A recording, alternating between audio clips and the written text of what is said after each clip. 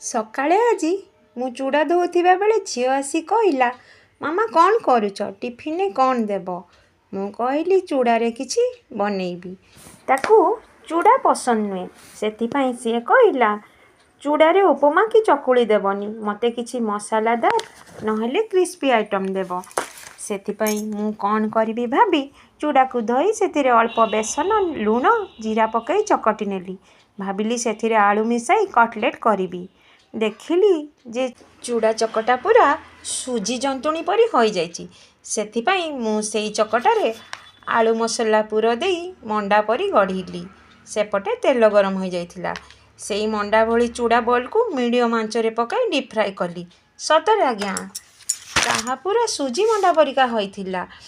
ତାକୁ ଆମେ Cello fry କିମ୍ବା ଆପା ମେକରରେ ବି କରିପାରିଥାନ୍ତେ, କିନ୍ତୁ ତାହା ଟାଇମ୍ ଟେକିଂ। ଜଲ୍ଦିରେ ଥିଲି, ସ୍କୁଲ ଟାଇମ୍ ହେଇଯାଉଥିଲା, ସେଥିପାଇଁ ଡିପ୍ ଫ୍ରାଏ କଲି।